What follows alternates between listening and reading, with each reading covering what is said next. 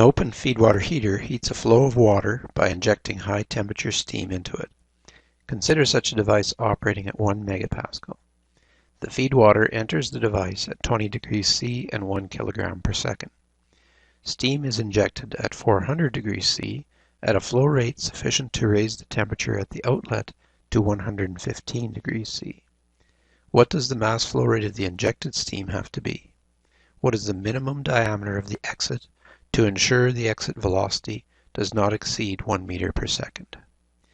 So a key thing here is this is a heat exchanger, and it says that the device is operating at 1 megapascal, which means all the inlets and exits are at 1 megapascal. So that's going to really help us when we try to fix the state. We know the pressure everywhere in this device. So we'll start off with our given information. To begin, and a sketch of the device. So it's a heat exchanger. So we just show that as a box. We have an inlet where the feed water is coming in, and we'll label the states in a moment. And then steam is injected, and we'll label that as point 2. And then those mix together inside of this device, so there's only a single exit at 3. And the whole thing is operating at 1 megapascal. That means all 3 of these state points have a pressure of 1 megapascal. So the feed water enters the device at 20 degrees C and 1 kilogram per second.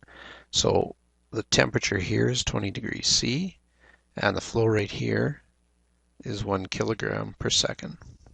Steam is injected at 400 degrees C. So T2 is coming at 400 degrees C, and remember that pressure is 1 megapascal.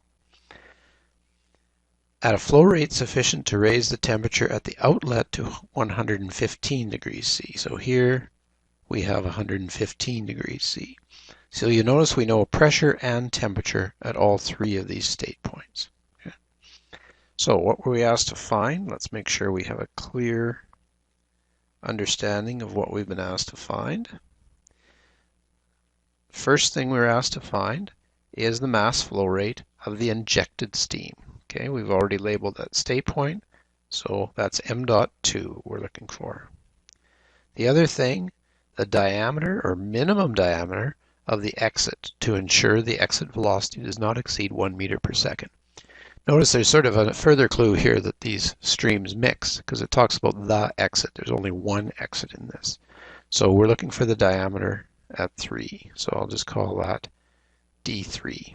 That's what we need to find. Begin our list of assumptions.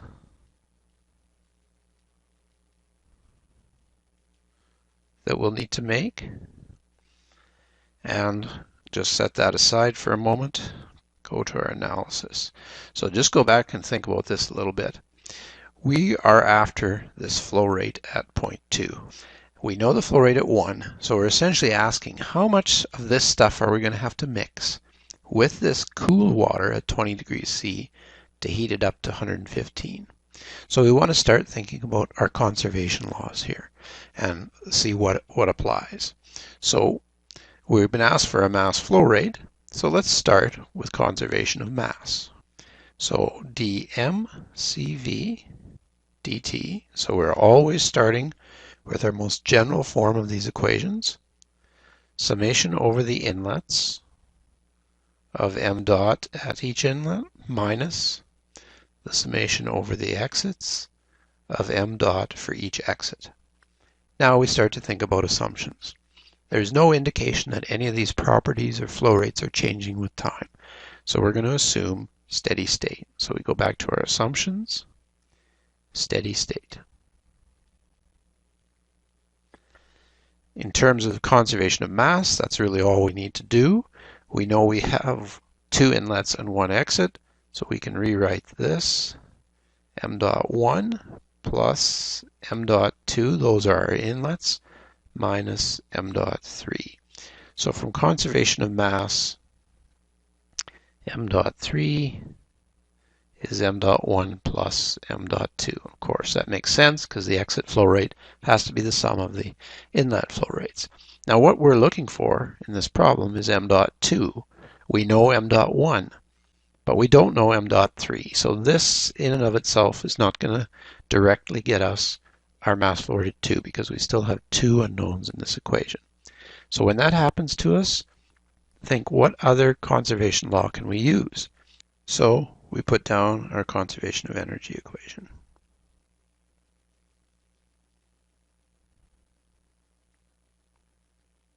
And remember, we always start with the most general form of this equation as well. Put all the terms down.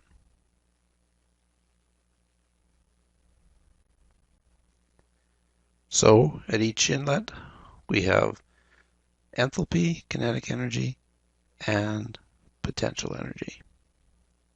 Same thing at the exits.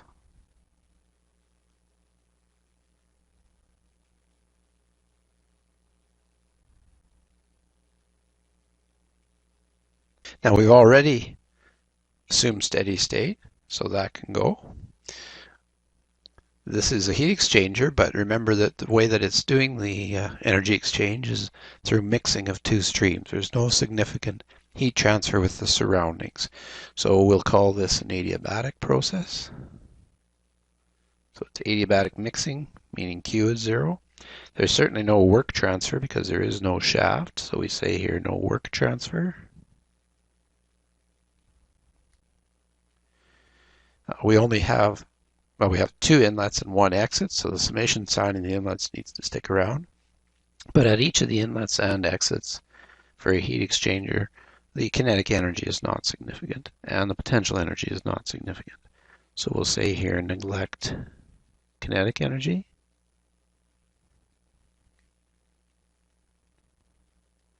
and neglect potential energy.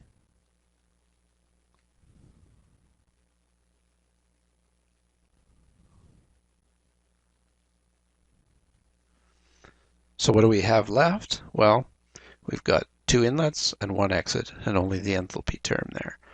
So we can write our simplified form of the equation, which is going to say 0 is m dot 1 h1, first entrance, plus m dot 2 h2, second entrance, minus, because it's an exit, m dot 3 h3. Now if we think about what we know and what we don't know here, mass flow rate 1 we know. We don't know either of these other two mass flow rates. The enthalpies, we don't know them yet, but as we said before, we already know enough properties to get those. So there's two things that are unknown in here, mass flow rate 2 and 3, and there are also the same two unknowns in our conservation of mass equation. So those two equations we'll be able to combine and solve for the mass flow rate we're after. Now before we can do that, we need to go get these three enthalpy values. So we'll do that. So at 1 megapascal, which all of these are at, T1 is 20 degrees C. So therefore, H1 turns out is 83.96 kilojoules per kilogram. And that's from table A2. Now, if you go to the table at 20 degrees C and 1 megapascal, you'll find out this is a subcooled liquid. So this is the enthalpy value for the saturated liquid at 20 degrees C. Moving to state point 2, which is at 400 degrees C, still the same pressure, we find this is superheated vapor. So we need to go to table A4 for that, and we find H2 much, much higher, 3263.9 kilojoules per kilogram. And that's in the superheated table, A4. Those get mixed together and they come out at a temperature of 115 degrees C. And again, we look at 1 megapascal, 115 degrees C, and we'll find out that it's still subcooled coming out. And so this is the saturated liquid value at 115 degrees C. And you need to interpolate between 110 and 120 to get this. But it comes out to 482.5 kilojoules per kilogram. And that is back in table A2.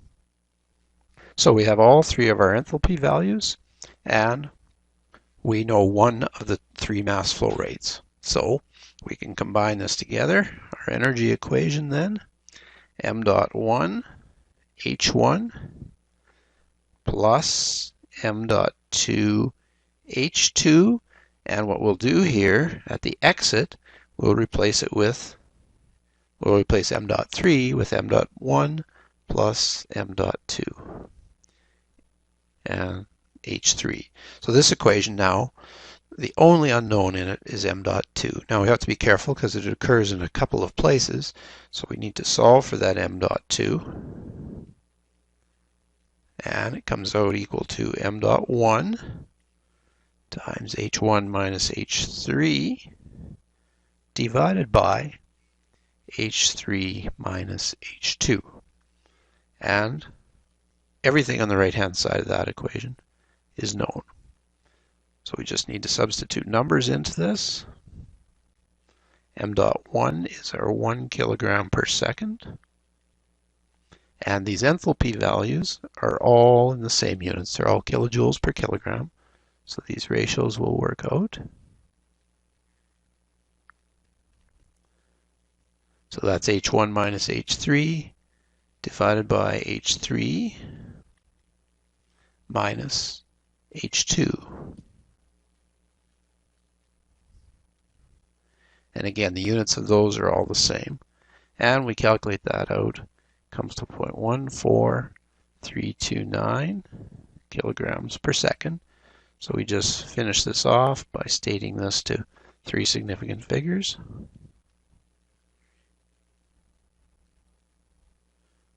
And that's the answer to part A, 0.143 kilograms per second.